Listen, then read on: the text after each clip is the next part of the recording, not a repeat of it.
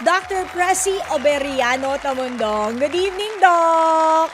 Good evening. Ayan. DJ Laila. Welcome to the studio. Hindi na tayo online. Ayan. Yes. At least nagkita na rin tayo ng face-to-face. Pero wala yung harapan. Kasi pag face-to-face harapan, nakakatakot yun kasama si Ate Kuring. Anyways, ayan. Do, kwentuhan mo kami. Ako, nag-IF ako. Pero hindi ko alam kung tama yung ginagawa ko. Basta nag-IF lang ako. Nagtanong lang ako sa friend ko na dietitian and then nung una nilatagan niya ako ng mga konting meal plans and then Yes. sinunod ko tapos sabi niya, okay, sige, yung BMI mo is this, that, o mag-IF ka na. Yun na. Tapos yun, dati ang laki ko rin. Medyo lumiit na ako sa lagay na to. Pero yun nga, ang tanong para sa mga nakikinig sa atin and nanonood ngayon sa FB Live, YouTube, and True TV, ano ba yung tinatawag na intermittent fasting? O yung mas social na tawag, intermittent fasting. Ano ba yun? Ano yung intermittent fasting? Okay, when we speak of intermittent fasting, it's not eating. Kapag sinasabi nating fasting, talagang wala tayong pinapapasok sa katawan natin. It can be wet fasting, it can also be dry. So, pwedeng wet actually. We are still taking in fluids, our water plus electrolytes, and then we can also have some tea and some plain coffee. Pag sinasabi nating dry, it should really be dry. Walang water, walang coffee, walang tea. Ay, di ba mahirap din yun pag hindi ka umiinom ng tubig? Baka ma-dehydrate. Depende how we go on with our fasting. But I always advise patients na kapag they start with wet fasting and not with a dry fasting. Oo. And when we talk about intermittent naman, ibig sabihin, hindi natin yun ginagawa at the same hour every day. Because hindi natin dapat sanayin yung katawan natin na at the same exact time tayo nagfa-fasting so that our metabolism cannot predict kung kailan natin yun ginagawa. And hindi siya makapag-adjust. Dapat pala hindi siya makapag-adjust. Yes. Kasi, kumbaga, magpa-plateau ka ba? Yes, That a possibility. is what happened to me. Kaya pala. Kaya pala, at a certain point, hindi na ako pumayat pa. Hanggang doon na lang siya. Kasi But there are factors, hindi lang yung intermittent na part na nagpapastol sa atin. There are factors like kung ano yung kinakain natin. Yes, Oo. yes. O, yun And naman, the may amount guilty. of the food that we eat, ano yung sources ng calories na iniiwan natin for our body, ganun. Ayun. Meron naman ako isang guilty part doon kasi nga 'di ba Doc, online sinabi ko sa iyo, online on air, nakinain ko lahat ng Choco Mane na inirigalo sa amin. Kasi ang sarap nun. Tatlong pack, ayun, lumapad ako. Tapos ngayon, sinasuffer ko din consequence. And Kasi I nga, really lumaki understand. Yung sabi mo na Diba? lumalapad, kasi problem ko din yun. ko. Palapad ng palapad yung yung hip ko. O before ako nag-change ng aking lifestyle and my diet dati. Pag-uusapan natin Oo. yung lifestyle change, di ba? Na parang sa una, ang hirap kasi, di ba? Pagka pa-plunge ka na into Yes. that lifestyle change. Pero, oh my gosh!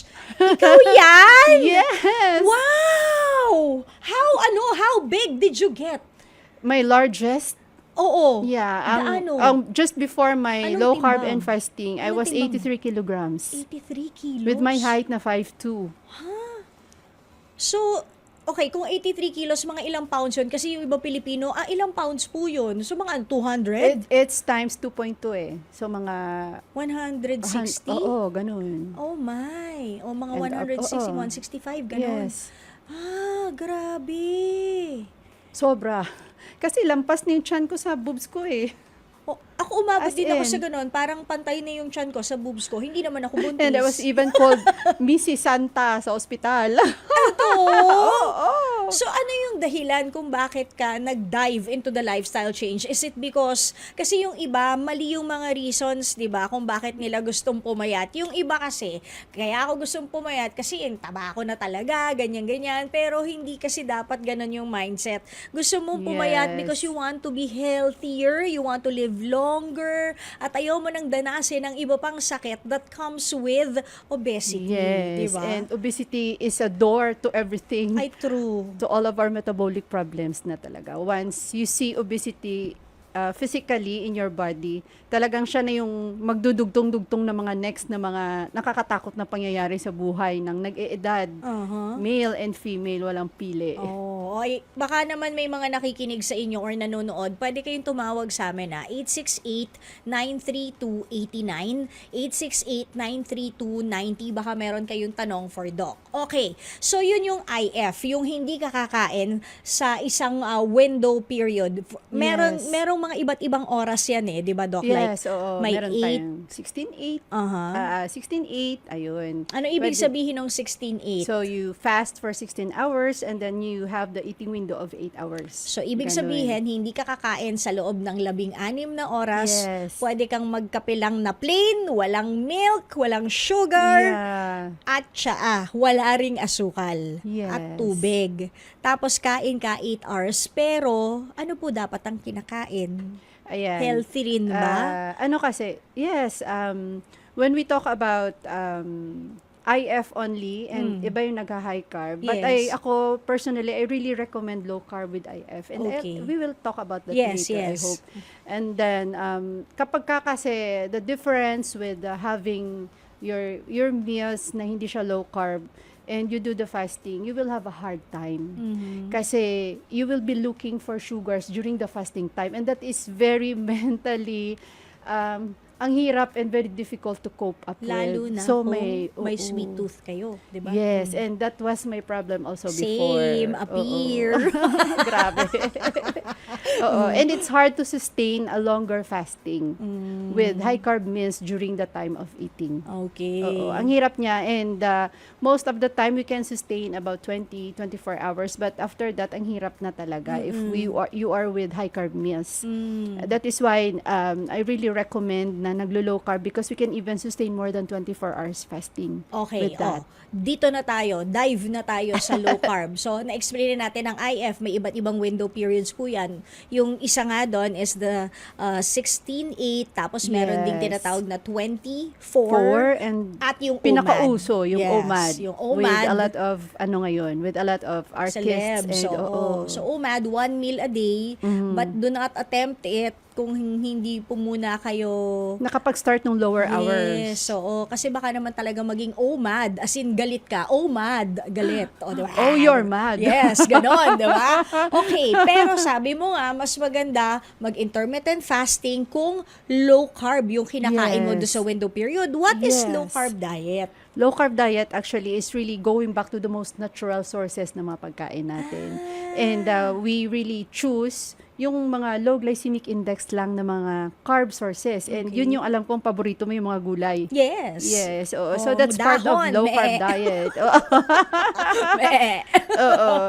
We call it low carb kasi they can't spike our sugar once they reach the blood. Ganon din yung insulin hormone natin. And with low carb, yan yung talagang hinahandle natin, the level of insulin hormone because it is our key dito. Kapag we are able to lower down our insulin hormone with our diet, our body can readily burn fats.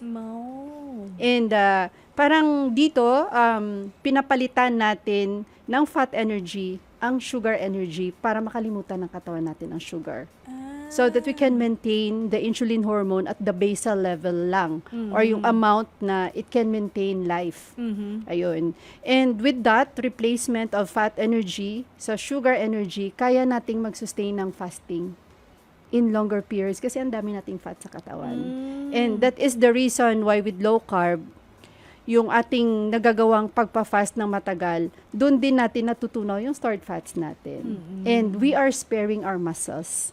So here, with low carb, binibuild natin dito yung muscles natin so that hindi tayo nagbi-breakdown ng ating proteins. At walang laylay, hindi siya Yes. lalaylay. And yung fasting yung malaking tulong actually with laylay.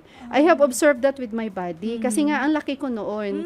And I really do extended fasting because I have read na autophagy can really not just help us with with some breaking down and repair, but kasama doon yung repair sa ating mga loose skins with Yes. autophagy. Yan, isa yan sa mga madalas na dumadaan sa algorithm ng social media ko kasi nga siguro dahil nagbabasa-basa rin ako about diet, IF, yan Yes. pumapasok yan. It's called Autophagy. Yun, Oo, it's autophagy. self-eating. Aha. Or kinakain ng katawan natin, or tawag natin doon is phagosomes, yung mga sira-sirang cells natin. And possible replacement. Oh. Ayun. Kaya, Nire-recycle? Parang gano'n? yes, Nire-recycle? it's parang repair and maintenance ng katawan, and it doesn't happen if shorter lang yung fast mo or hindi ka nagfa-fast. So, if you do not fast, then walang ganong paglilinis. Yun. Paano, Doc, pag nagtanong, paano mainitin ang ulo ko, Dok, kahit gusto ko mag-dieta, nagagalit ako agad. na hindi ko kaya. Actually, Paano, yung ang yun, tawag doon, hungry. Oo, Diba? hangry. Oo, As gutom in na galit. angry, hungry. Hangry. Oo. Paano pag gano'n? Yes, it Kasi goes- diba, pag oo. merong iba talaga, kapag gutom galit, Oo. yung sasabihin mo lang, Dok, bakit? Gano'n na, diba? Yung iba gano'n eh. So, Ganun ako nun eh.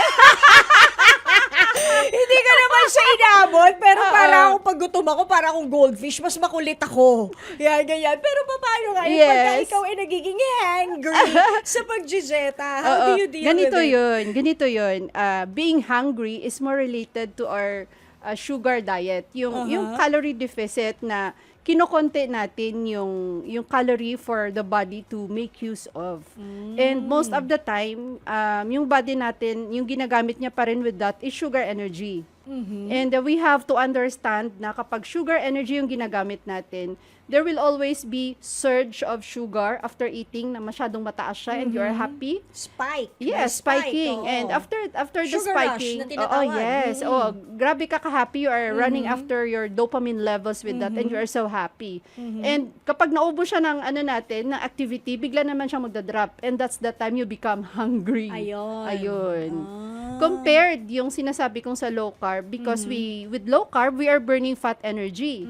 So kapag nagbe-burn tayo ng fat energy natin, tuloy-tuloy yung pagbe-burn niya na hindi tayo nagkakaroon ng mababang level ng energy anytime. So, with that sustainable amount of energy from the energy na nakukuha natin sa fats, hindi tayo nagkakaroon ng mababang supply for our brain and the activity of the brain is tuloy-tuloy. Kaya mas nagiging patient tayo, mas nakakayanan natin yung fasting, mas nagiging nakakampante yung the way we carry out things.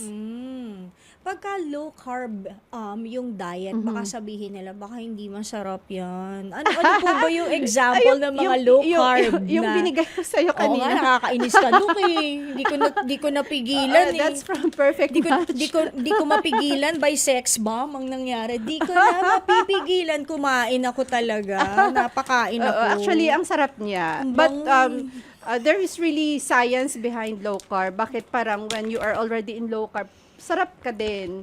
Because it's really shifting our brain from focusing on our reward system and our addictions dati with junk food, with ultra processed food. Nagiging mas na-identify niya yung simple lang talaga na mga ingredients na nilalagay natin with food na you already enjoy the taste of it.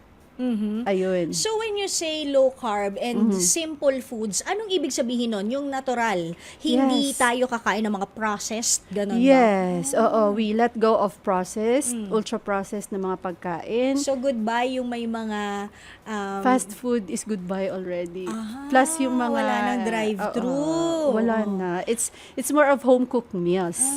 We go back to the most natural, like yung buhay lang na kinatay. We can also make use of those na frozen, pero dapat walang additives na mga preservatives, some kung anong mga marinade. Dapat inaalam natin every details and bits of ingredients na napapasok sa mga niluluto natin. Ayun. So goodbye And, processed oo. food, yung mga tosino. Yes, oo. No. Yes. And mas gusto natin yung talagang yung talagang kung pwede lang native if we have the capacity or organic Like yung vegetables na favorite mo, dapat ano lang, mas better na walang spray ng mga chemicals, mas gusto natin organically grown. Ayun. Baka naman sabihin, mahal-mahal naman yung low carb Pwede na din, yan. hindi naman ganun. Because if hindi kaya, then we can go with our, yung na feeds. If talagang, lalo na dito sa Manila, ang hirap pumanap ng mga medyo cage-free. Yes. Oo. So, pwede naman yung na feeds. Kaysa kumakain tayo ng delata. Kaysa processed. So, we can go naman doon with those available na Natural is we can better. sustain. Oo. Kumbaga, natural is better. Yung mga Yes. yung mga baboy, manok, baka, yung mga Yes. ganyan, wag yung nakadelata. Because what we are trying talaga dito na iwasan is how this processed, ultra-processed, itong mga sugar spiking na mga pagkain affects our cellular activity. Because if we are, itong matagal na exposed tayo with this processed and ultra-processed na pagkain, our body doesn't really like them. So our body is trying to defend ourselves from them, and we are creating this cellular inflammatory process na napakaliit lang at the start. But kinakain kasi natin sila every day. Saan yung nagkakaroon tayo ng autoimmune? Possible. Kaya pati ang autoimmune problems are helped with low carb. Oh. Oo. So, pag nag-low carb ka ng nag-low carb, I mababawasan have ng already patients actually, those na hindi na talaga nagre-respond with steroids, like hindi na taper, cases like SLE na very severe, as in, when they transfer with this kind of lifestyle, talagang pati yung mga lesions nawawala. Talaga ba? Nakakata siya actually na, kaya I am really advocating Low na carb you can really change your lifestyle na pwedeng magkaroon din ng overall changes sa health mo. Mag-goodbye na talaga tayo sa fast food Kasi nga, Doc, nag-silent stroke na ako. Ay, And nag-early onset na ako ng rheumatoid arthritis. Kaya kita natanong if it's also good for people with Yes, autoimmune oo, sobra. As in, I already have seen cases talaga na face-to-face. Yung mga ka-gout, yung mga karayuma, ha? Alam nyo na. Low carb pa lang sikreto dyan. Okay, meron ba tayong calling? Ipasok natin siya. Yan. Hello! Shout out! Hello, good evening. Ayan. And happy Women's Day month. Ayun, diba? Tita Edith, ikaw ba yan? Ako nga to, Lai. Ayan. May tanong ka ba para kay Doc? Hello. Meron kasi kong itatanong kay good evening, Doc Presi. Hello po. Hello. Naririnig niyo po ba? Yes, go Naririnig po ahead. ba? Opo. Okay. Meron po akong tanong. Ang tanong ko, kasi po, mula Chapol, talagang kaunti lang ako kumain. Ngayon magkaedad na po ako, senior na. Ang kinakain ko, lunch lang ako makain ng kanin. Sa hapunan ko, isang hiwang tinapay lang. Then, pipino na po yun. Hindi po ako nagugutom magdamag. Sa almusal ko naman, water lang at isang hiwang tinapay. Okay lang po ba yun? Pero maganda naman yung timbang ko. Is 49? Ganun lang. Kaya hindi po ba, tama na po ba yung ganung pagkain? Pwede po bang malaman, ano yung ating mga medical conditions? Ano po ako, hypertensive. Opo. Yun lang po. Wala po akong ibang sakit. Uminom po tayo ng maintenance araw-araw? Yes, Doc. Okay. Sige po. With your diet, parang naka-high carb po kayo? Yun lang po ang, kasi nakasanayan ko ng kumain ng ganun. Parang, kasi pag kumakain akong marami, parang nahihirapan akong, yung huminga ganun. Opo. Nahihirapan. Kaya doon ako nasanay sa ganun. Maski po nung bata pa ako, pag kumakain ako ng kasi mahilig po ako sa prutas. Ang gusto kong pagkain, prutas lang. Pag kumain ako ng prutas, hindi na po ako nakakakain ng kanin. Maski po nung bata ako, pinakang marami kong nakakain mangga, 2. Ganun po yung busog na po ako noon. Kaya, itong nagkaedad na ako, pinabawasan ng doktor, sabi, kasi nagkakadiabetes daw ako pagka masyado akong mahilig sa prutas. Yung kanin Tama po mo. ba yun? Yung kanin mo rin kasi, Tita Edith. Tsaka yung bread, marami ring sugar yon. Isang Yes. hiwa lang, ibig sabihin maraay. See. Pwede naman palitan, di ba, Dok? Opo. Meron naman tayong ano yan, naka-high carb po talaga kayo and with that po, talagang yung hypertension natin ay magiging tuloy-tuloy. Siyempre po, with the sige-sige natin na ganyang mga pagkain, meron po kayo ngayon, possible po talaga kayong pasukin na rin ng diabetes after a few years po. And kapag napag-uusapan po kasi natin yung diet, napaka-importante na naiintindihan natin how will it affect you long term. At hindi lang na yung pagkabusog natin ngayon. And yung Ganun pala pinagkikwentuhan po namin dito ni Ma'am Laila about low carb is hindi po siya talaga na pampapayat lang. It's naaayos natin pati yung ating metabolic functioning. Kaya madami po dito na if you can see sa Facebook or some social media na yung iba nawawalan din sila ng maintenance later because naaayos yung metabolism natin. Pero wag po kayong bibitaw sa maintenance. Ibig sabihin, Oo. Tita Edith, kung talagang gusto mo ng Opo.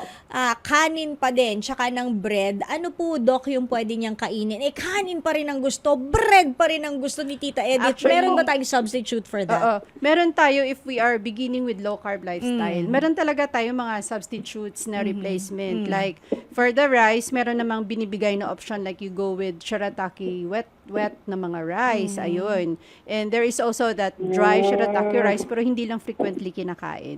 Ayun. And for the bread Brown, naman, pwede ba yun? oo, Brown rice? Hindi rin. hindi siya pwede. Any color ng rice talagang hindi na siya pwede. Pero excuse Doc, pero Yes po. ang rice ko, konti lang. Isang sandok lang na gano'n. Ang pinakamarami kong kinakain, yung gulay. Ayun. Opo. Meron naman pong Yun mga ang ano. alternative like yung yung tawag dito, yung cauliflower rice, pwede yun. So parang rice na rin siya. Kaya lang mahal yun. Oo. Dok.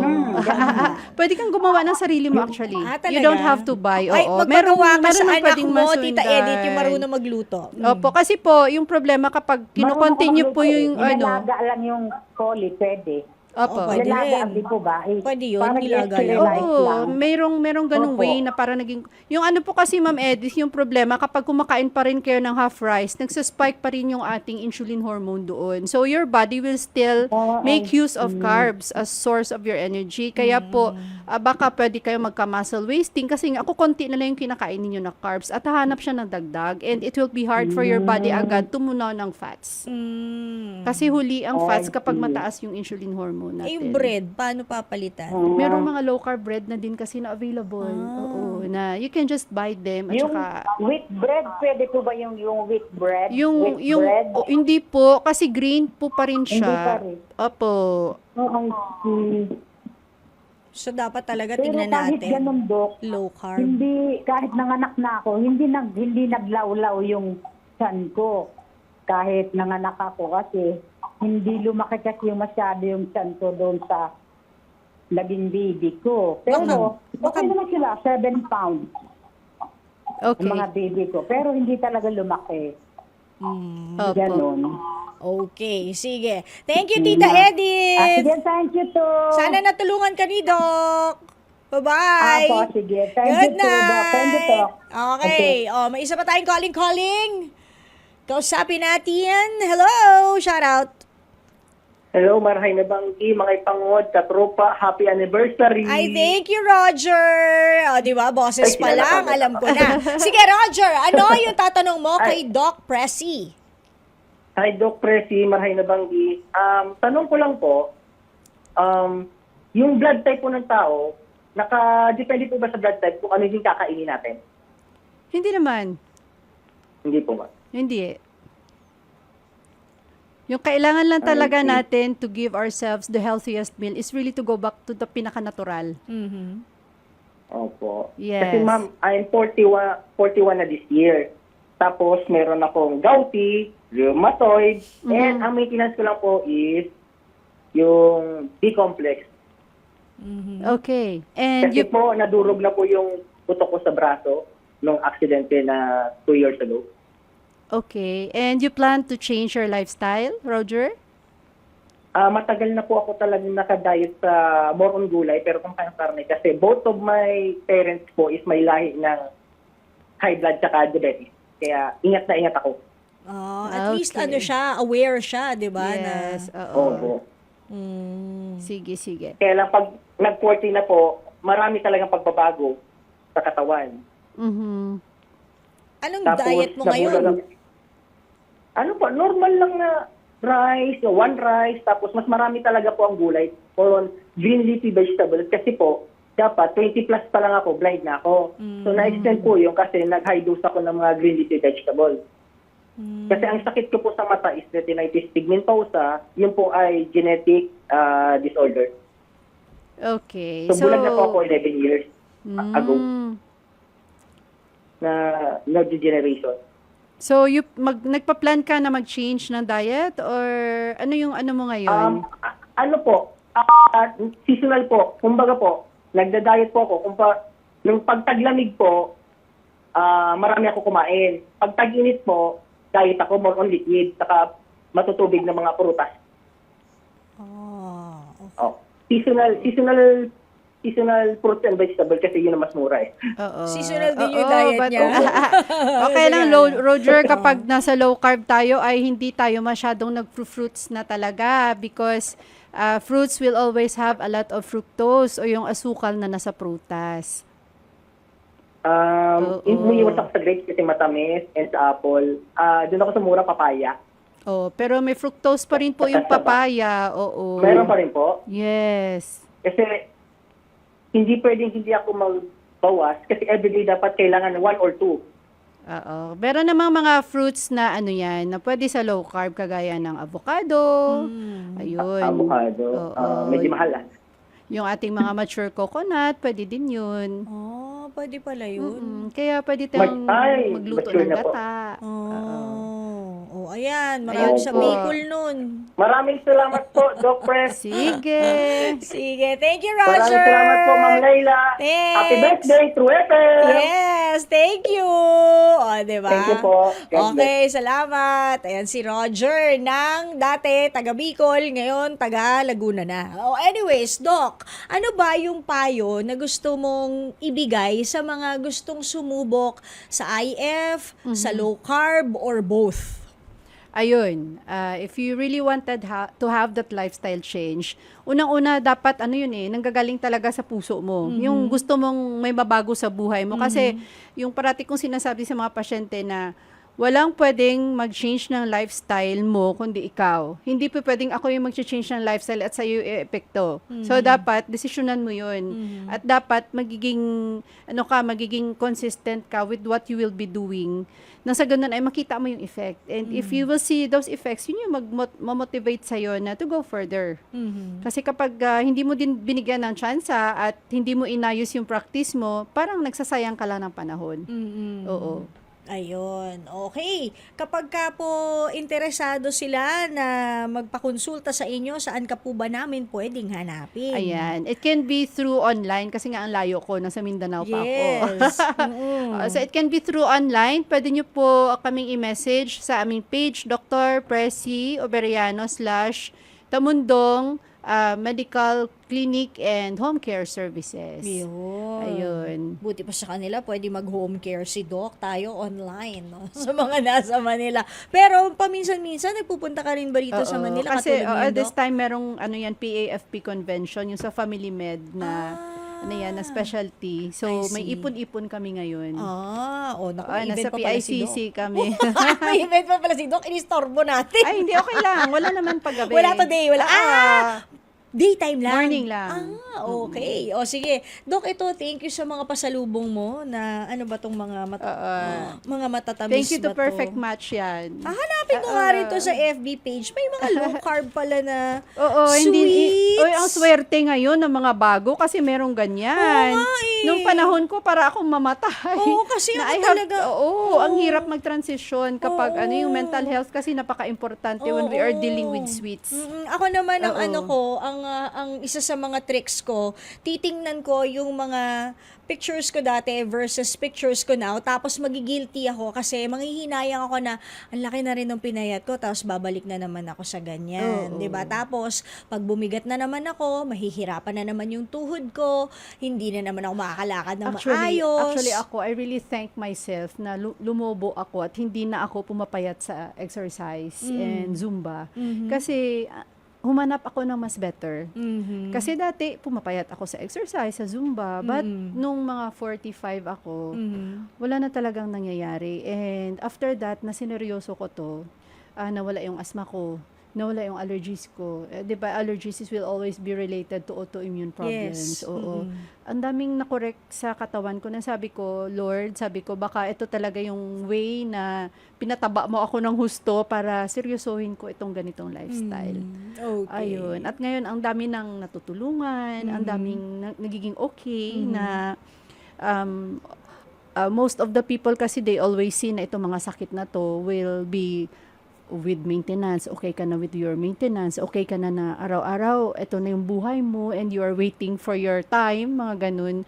But meron palang bagong maaayos sa buhay mo if you will really take seriously yung sinasabi nating lifestyle change. Yes. At napaka-amazing niya. Yes, and very enlightening. Oo. At magiging light din kayo. Okay, thank you so much, Doc Ayun. Pressy. And Ayan, thank you so much din, as in. Visiting us sa aming booth. Ayan ha. Thank you so much sa ating bisita, Dr. Pressy Oberiano Tamondong. O, hindi ba, low carb and intermittent fasting advocate.